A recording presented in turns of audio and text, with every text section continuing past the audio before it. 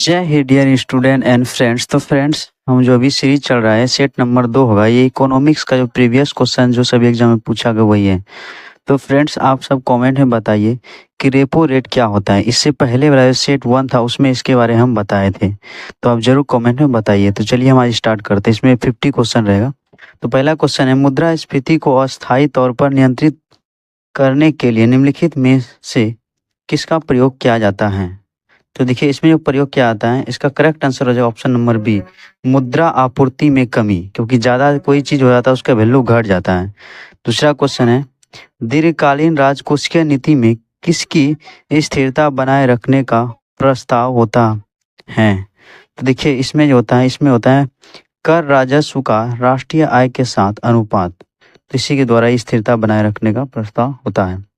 Next प्रश्न है, अप्रत्यक्ष कर का भार मुख्यतः किन्हें वहन करना पड़ता है। देखिए, अप्रत्यक्ष कर मतलब होता है, एक होता है प्रत्यक्ष कर जो डायरेक्ट लिया जाता है, इनडायरेक्ट कर कोई बोला था अप्रत्यक्ष कर। तो ये जो इसका जो करेक्ट आंसर हो जाएगा ऑप्शन नंबर सी हो जाएगा। ये उपभोक्ताओं को मतलब पड़ता है, तो जो जो खरीदता है कोई भी चीज़ क्यों कंपनी द्वारा पहले इसमें लगा दिया जाता है, तो ये अप्रत्यक्ष कर होता है। नेक्स्ट प्रश्न है, कोई वाणिज्यिक बैंक ऋण तभी दे सकता है जब उसके पास क्या हो। तो देखिए, वो तभी दे सकता है जब उसके पास मात्रा से अधिक रिजर्व हो, तभी वो दे सकता है। इसका correct answer option number B हो जाएगा। नेक्स्ट प्रश्न है, निवेश और बचत को बराबर रखने के लिए किसके स्तर में परिवर्तन किया जाता है। तो देखिए, ये दोनों को बराबर रखने के लिए आय के स्तर में परिवर्तन किया जाता है। तो इसका correct answer option number D हो जाएगा। नेक्स्ट है जीएनपी, इसको बोलते हैं सकल राष्ट्रीय उत्पाद की गणना करते समय निम्नलिखित में से किसकी आवश्यकता नहीं होती है। तो देखिए, जीएनपी में जो होता है इसमें नागरिक और प्रति व्यक्ति आय को आवश्यकता नहीं होता है। इसका करेक्ट आंसर हो जाएगा ऑप्शन नंबर सी। नेक्स्ट प्रश्न है, सार्वजनिक ऋण पर ब्याज किसका भाग है। तो सार्वजनिक ऋण पर जो ब्याज है ये राष्ट्रीय आय का है। तो इसका correct answer option number C हो जाएगा। नेक्स्ट प्रश्न 8 नंबर है, भारतीय रिजर्व बैंक के करेंसी नोट के पीछे कुल परिसंपत्तियां होती हैं, कुछ परिसंपत्तियां होती हैं। ये परिसंपत्तियां किसकी निर्धारित मात्रा या राशि को कम नहीं होना चाहिए। तो ये जो होता है सोनों और विदेशी प्रतिभूति। तो इसको राष्ट्रीय कोष में इतना रखना पड़ता है तभी मतलब उसको नोट करेंसी नोट छाप सकते हैं। नेक्स्ट प्रश्न है, मर्चेंट बैंक ऐसी संस्थाएं हैं जिसका मुख्य प्रयोजक वित्त उपलब्ध कराना है। तो देखिए, ये जो है देशों के बीच अंतर्राष्ट्रीय व्यापार के लिए। तो इसका करेक्ट आंसर हो जाएगा ऑप्शन नंबर बी। 10 नंबर क्वेश्चन है, भारत में मुद्रा को जारी करने और उसे विनिमय पर लागू होने वाली पद्धति को निम्नलिखित में से क्या कहा जाता है। तो देखिए, इसको जो कहा जाता है इसको बोलता है न्यूनतम रिजर्व पद्धति। नेक्स्ट प्रश्न है 11 नंबर, औपनिवेशिक काल के दौरान निम्नलिखित में से वह क्षेत्र कौन सा था इसमें मुख्यतः ब्रिटिश पूंजी का निवेश किया जाता था। तो बताइए क्या था। तो वो जो था वो था कृषि। तो इसका करेक्ट आंसर हो जाएगा option number C. Next question, यहाँ पे निम्नलिखित में से वह राज्य कौन सा है जिसका वित्तीय लेन देन भारतीय रिजर्व बैंक के माध्यम से नहीं होता है। तो देखिए, ये जो था ये था जम्मू कश्मीर, यहाँ पे नहीं होता है। नेक्स्ट प्रश्न है, मुद्रा के अवमूल्यन से अभिप्राय है। तो देखिए, मुद्रा से जो अवमूल्यन से अभिप्राय है वो है, इसका करेक्ट आंसर हो जाएगा ऑप्शन नंबर बी हो जाएगा, मुद्रा के बाहरी मूल्य में कमी।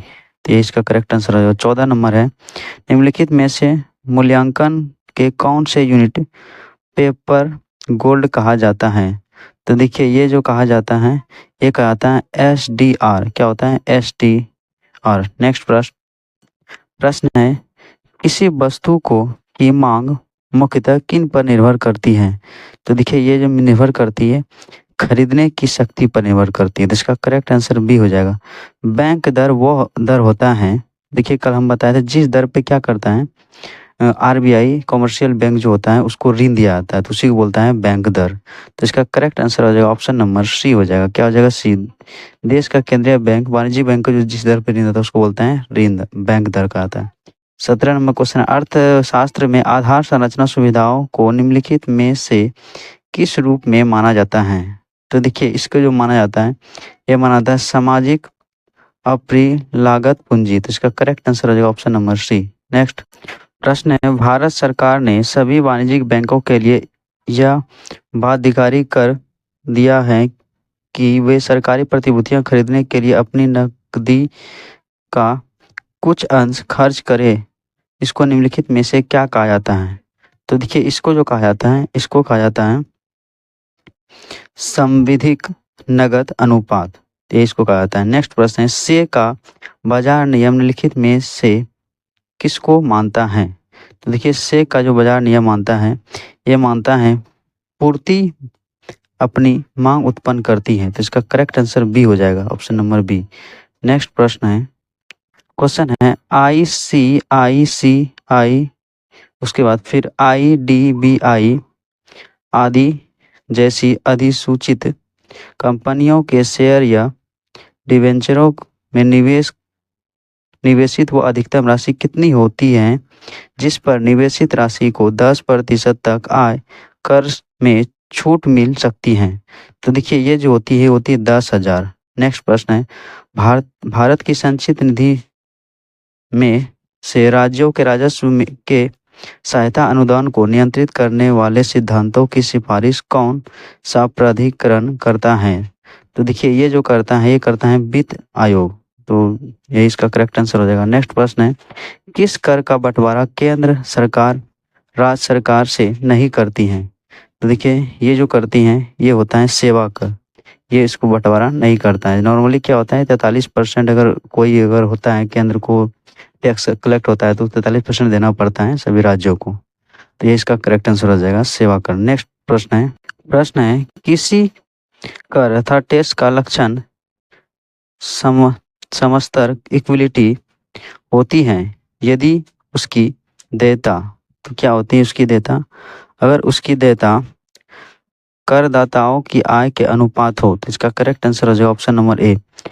पट्टे पर देने वाली कंपनी निम्नलिखित में से क्या चीजें उपलब्ध कराती हैं? तो देखिए ये जो उपलब्ध कराती हैं, ये कराती हैं किराए पर कार्यालय स्थल। तो इसका करेक्ट आंसर हो जाएगा ऑप्शन नंबर सी। नेक्स्ट प्रश्न 25 नंबर प्रश्न, यदि धन मुद्रा बहुत अधिक हो और माल बहुत कम हो तो वह स्थिति होती है।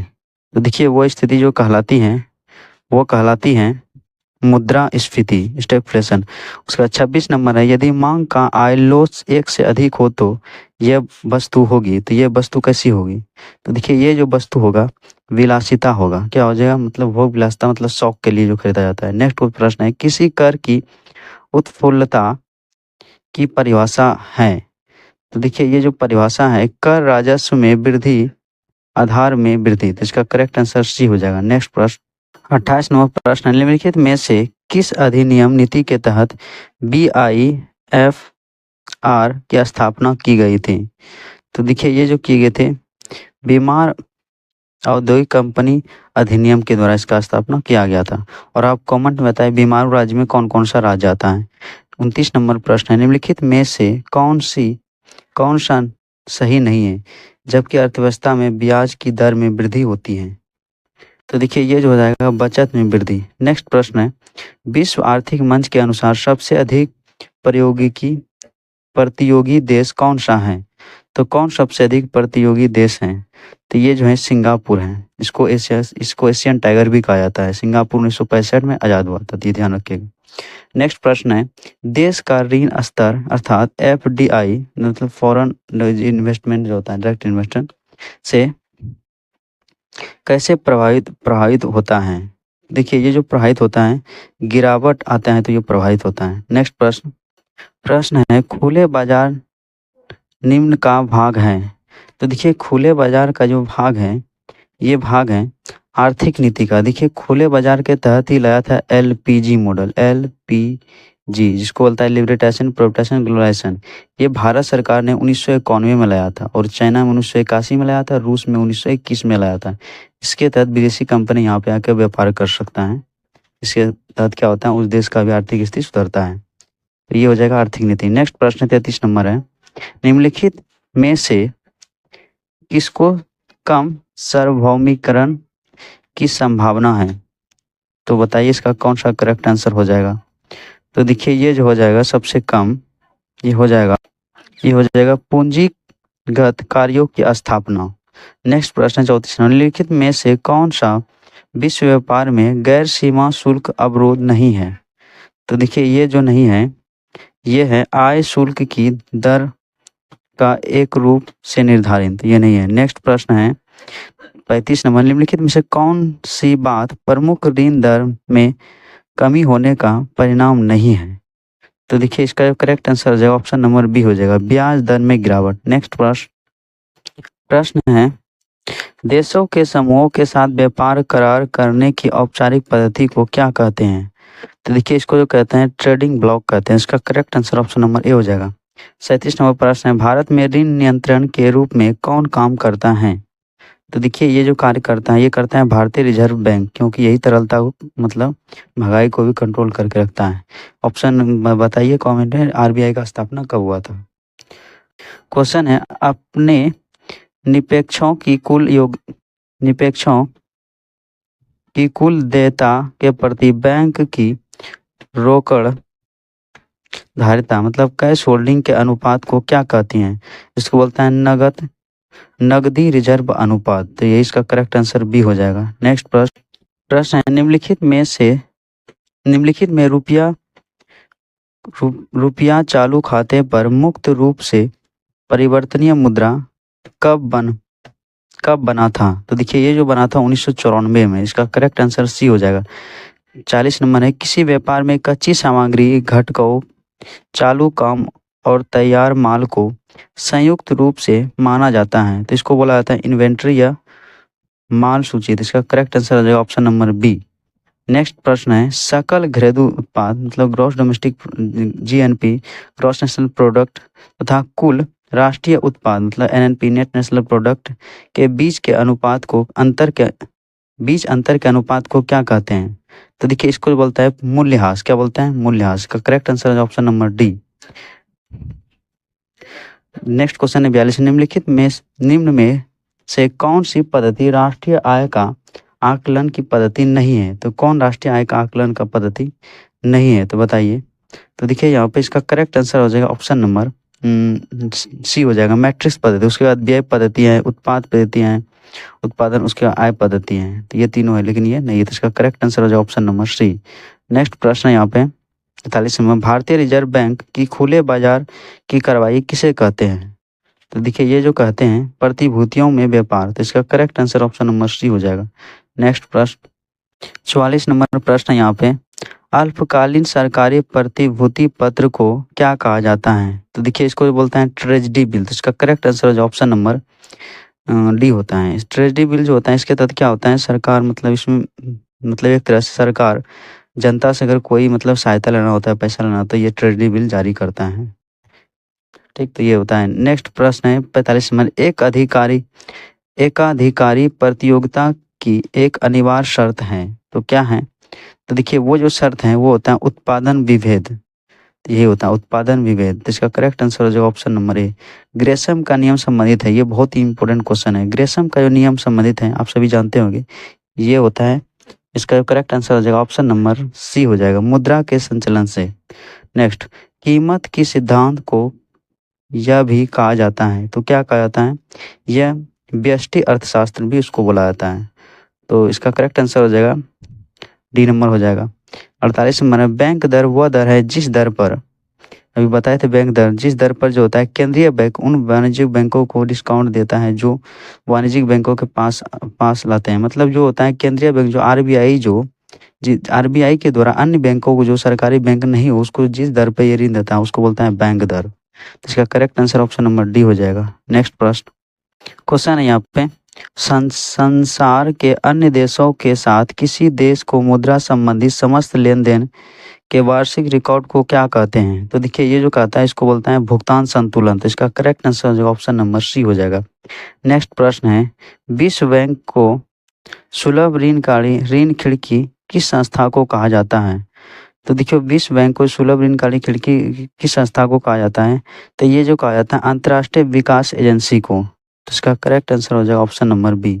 तो देखिए फ्रेंड्स, यहाँ पे 50 क्वेश्चन कंप्लीट होता है, 50 क्वेश्चन। इसमें अगर कोई त्रुटि है तो कमेंट में ज़रूर बताइए, और कितना आपका सही हुआ वो भी कमेंट में ज़रूर बताइए, और किस टॉपिक वीडियो चाहिए तो वो भी ज़रूर बताइए। Thanks for watching this video.